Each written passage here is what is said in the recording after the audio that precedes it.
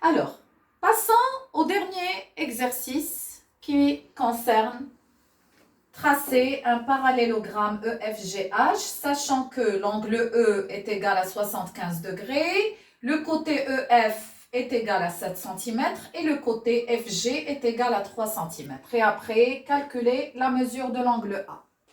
Avant de passer au traçage, récapitulons, on va se rappeler les propriétés du parallélogramme. Alors, le parallélogramme, qu'est-ce qu'il a? Les côtés opposés égaux et parallèles, 2 à 2. Les angles opposés égaux. Les angles consécutifs est égal à 180 degrés. On ne va pas parler de diagonale, ce n'est pas la peine de me le dire. D'accord? Alors, avant, je commence par tracer à main levée. Alors, qu'est-ce qu'on a? On a un parallélogramme E, F, G, H. La mesure de l'angle E, c'est 75 degrés. Le côté EF, 7 cm. Le côté FG, 3 cm.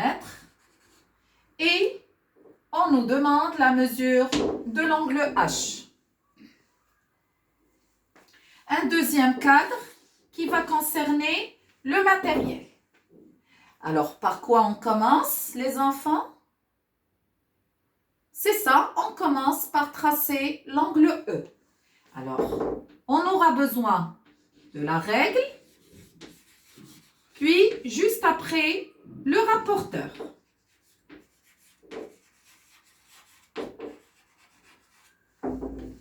Voilà. Alors, je trace le premier côté, le sommet. Pourquoi je vous demande toujours de mettre un point ici? Pour faciliter le placement du rapporteur. Alors, le centre de mon rapporteur sur le sommet et le 0 sur le côté. Puis, je compte.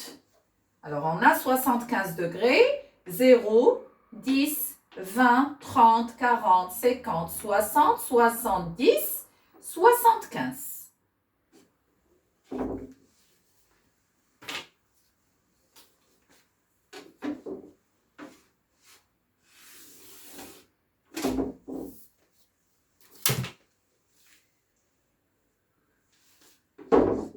C'est l'angle E qui mesure 75 degrés. Je colorie l'ouverture. Voilà. Après,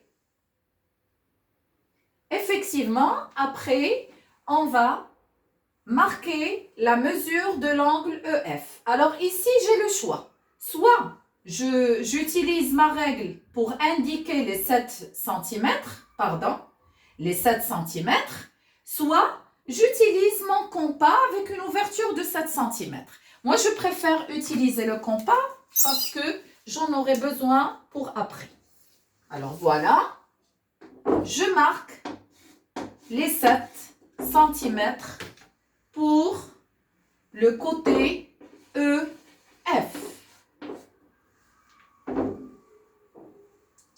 Alors, eux, ils m'ont donné la mesure du côté FG. Vous allez me dire, on va tracer le côté FG? Non.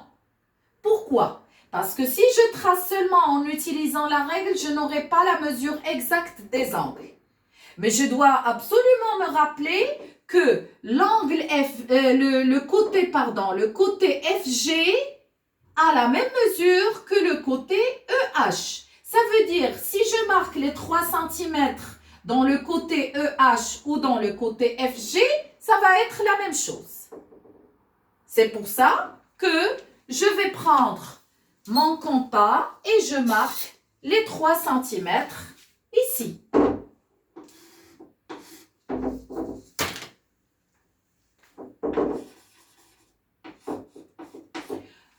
Je répète encore une fois. Je me rappelle que pour le parallélogramme, on a dit que les côtés opposés sont égaux et parallèles. Ça veut dire le côté EH a la même mesure que le côté FG. Et le côté EF a la même mesure que le côté GH. D'accord? Très bien. Après, qu'est-ce que je fais? Je prends mon compas avec une ouverture de 7 cm. Alors, suivez très bien avec moi. Alors, 7 cm, normalement, le côté qui est opposé va avoir 7 cm. C'est pour ça que je fais les 7 cm, puis je prends le point pointu de mon compas sur le point H. Et je trace un arc. D'accord? Puis, je prends les 3 cm du côté EH. Alors, normalement, EH a la même mesure que FG. Ça veut dire que je prends mon compas, les 3 cm, et je place le côté pointu sur le F pour tracer le deuxième arc. Alors, je récapitule, je répète encore une fois. 7 cm, 7 cm, puis 3 cm, 3 cm. Pour obtenir le point G. Après, tout ce que j'ai à faire, c'est de relier les points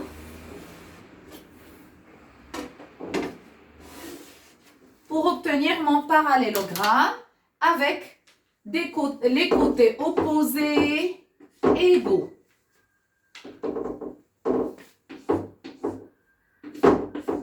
Et les angles opposés égaux aussi.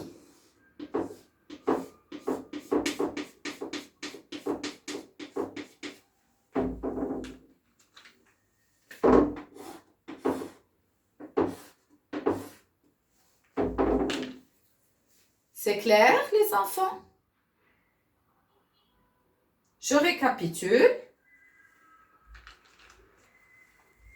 D'abord, je trace l'angle E. Après, j'utilise la règle pour marquer la mesure du côté EF.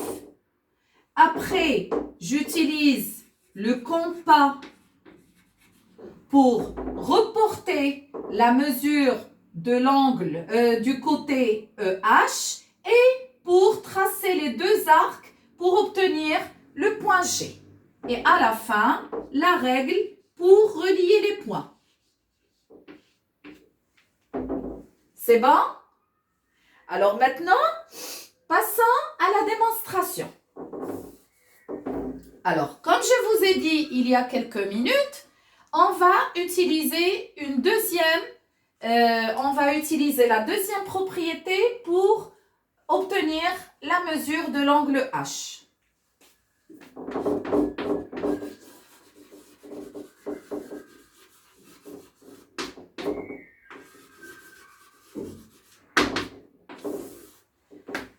Alors, pour le losange, on a utilisé la propriété des angles opposés égaux.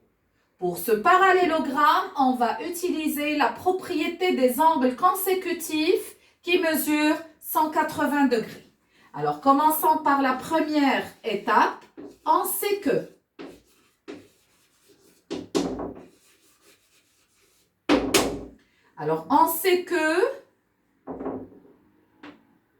l'angle E plus l'angle F plus l'angle G plus l'angle H est égal à 360 degrés.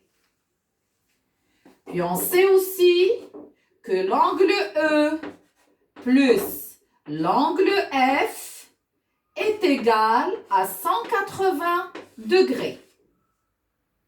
Et on va rappeler aussi que l'angle F est égal à l'angle H et on ne sait pas encore la mesure. Un point d'interrogation. Deuxième étape, d'après la propriété.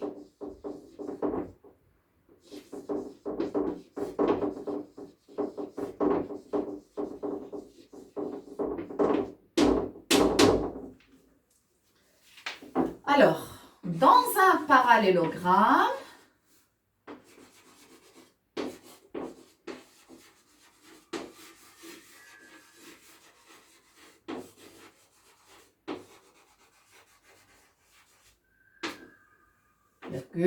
les angles,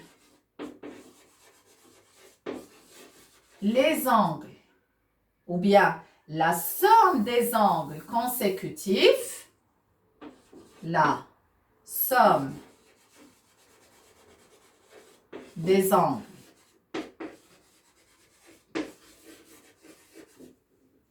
consécutifs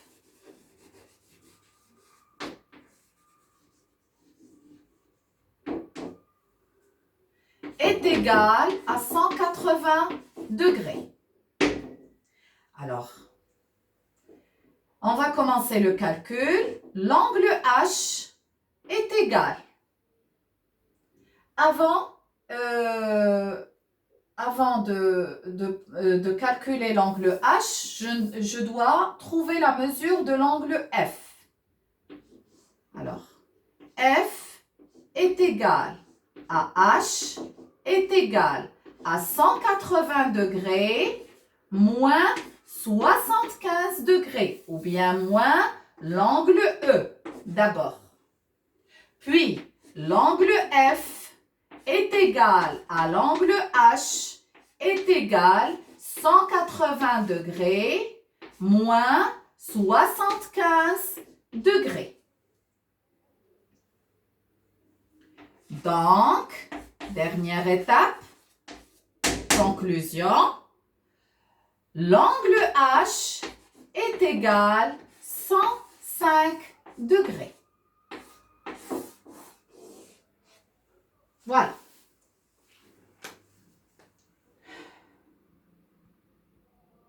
C'est bon les enfants?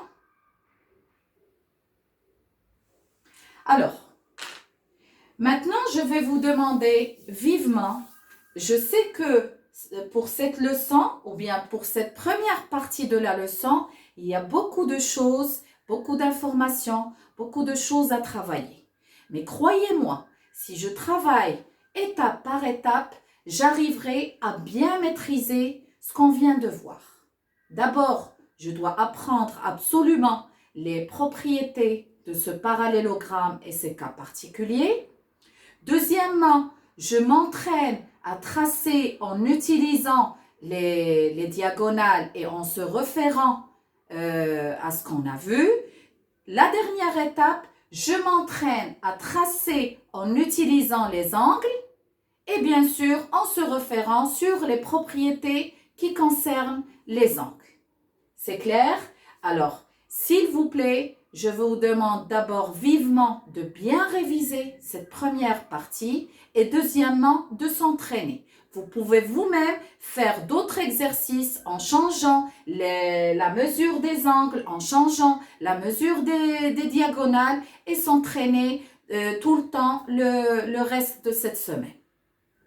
Après, je vais vous donner d'autres activités de consolidation à faire et après, on passera à la dernière étape de la leçon. Je vous souhaite une bonne journée et à très bientôt.